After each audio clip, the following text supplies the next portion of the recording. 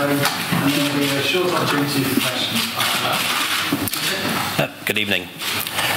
This evening, the Cabinet gave formal approval to the holding of a referendum on abortion, which will be held at the end of May.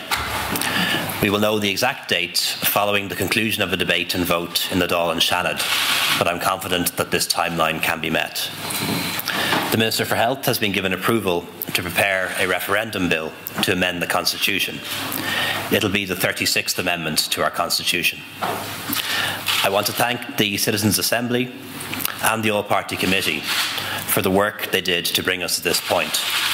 Their advice and guidance has been invaluable. We know that thousands of Irish women from every single county in Ireland, travel abroad for abortions every year. We know that women obtain abortion pills through the post to end their pregnancies without any medical support or counselling or supervision. So we already have abortion in Ireland, but it's unsafe, unregulated and unlawful. And in my opinion, we cannot continue to export our problems and import our solutions. As Taoiseach, as a medical doctor, as a former Minister for Health, I don't believe we can persist with a situation whereby women in crisis are risking their lives through the use of unregulated medicines. And I don't believe the Constitution is the place for making absolute statements about medical, moral and legal issues. An issue which is not black and white can never be explained in black and white. I believe this is a decision about whether we want to continue to stigmatise and criminalise our sisters, our co-workers and our friends, or whether we're prepared to take a collective act of leadership to show empathy and compassion. The amendment, if approved by the people, will delete Article 40.3.3 in its entirety and remove the effective constitutional ban on abortion from Bunreacht na hÉireann. It will repeal the 8th Amendment and the 13th and 14th Amendments, which are linked to it. It will also insert a new clause into our Constitution, confirming that the Oireachtas may provide for the termination of pregnancies in accordance with law. This is being done on the advice of the Attorney-General and will assure us that the Oireachtas has the power to legislate and to balance any rights or interests without preventing or restricting access to the courts on a point of law. The Minister for Health will prepare a general scheme of a bill to regulate abortion, which will come back to Cabinet for approval. This detailed general scheme will be published prior to the referendum and will be in line with the recommendations of the All-Party Committee. However, it cannot become law and will not be debated in the Oireachtas until the referendum is approved. So it's important to say that the referendum will not be on the draft legislation. The referendum will be on the amendment to the Constitution. If the amendment is approved in a referendum, abortion in Ireland will become safe, legal and rare in the situations provided for by the Oireachtas. If the referendum is defeated, the law will remain as it is now. I know this will be a difficult decision for the Irish people to make. It is a very personal and private issue. And for most of us, it's not a black and white issue. It's one that is grey, a balance between the rights of a pregnant woman and the fetus or unborn.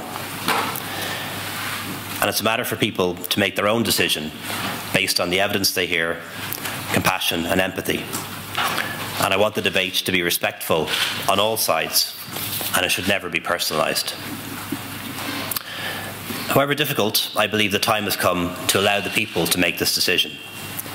The question has to be a yes or no one. Do we reform our abortion laws, or do we leave them as they are? For my part, I will advocate a yes vote. My own views have evolved over time. Life experience does that. But it was as Minister for Health that I became convinced that abortion had no place in our Constitution. While I wasn't involved in either case directly, as Minister I was fully briefed on two significant cases. The first was that of Miss Y, an asylum seeker who was turned back from an English port when she sought to travel there for a termination. She subsequently became distraught, went on hunger strike and became suicidal.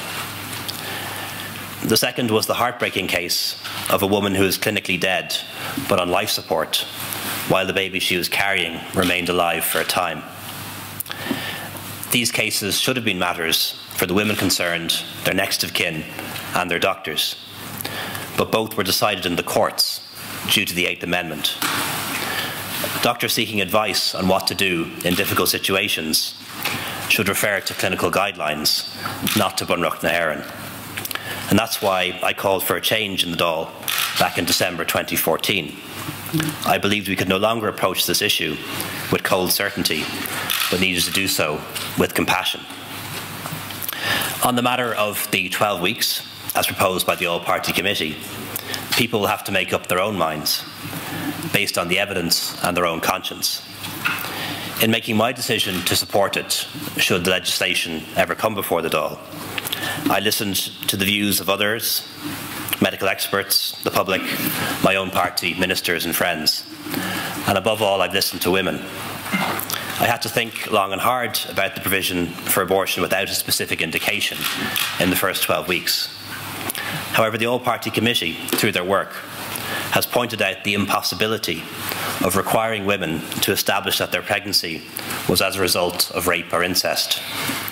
If we attempted to do so, we would make them victims for a second time. They also identified the fact that nearly 2,000 women each year take the abortion pill on this island, and they do so without any medical advice or supervision. This is sure to result in another tragedy, another young woman losing her life, sooner or later. If the referendum is approved by the Irish people, a doctor-led, safe and legal system for the termination of pregnancies will be introduced. There will be restrictions. The pill which brings on miscarriage and early pregnancy will not be available on demand over the counter of a pharmacy or anywhere else. It will only be prescribed by a doctor who is on the specialist register. Doctors will discuss with their patient the pros and cons of this option in a crisis pregnancy, other options, and offer counselling and other supports. Ultimately, though, it will be the woman's decision. After 12 weeks gestation, it will only be allowed in exceptional circumstances, such as a serious risk to the life or health of the woman, or in the event of a fatal fetal abnormality. And ultimately, it'll be a decision based on the wishes of the woman concerned and the best available medical evidence. Safe, legal and rare. No longer an article in our Constitution, but rather a personal and private matter for women and their doctors. No more X cases, no more C cases, no more Miss Ys, Miss As, Miss Bs or Miss Cs. In recent weeks, many people, mainly men, have spoken about the personal journeys that they've been on in relation to this issue. We should remember that the saddest and loneliest journey is made by the Irish women who travel to other countries in their thousands to end their pregnancies. These journeys do not have to happen, and that can change, and that's now in our hands. Thank you.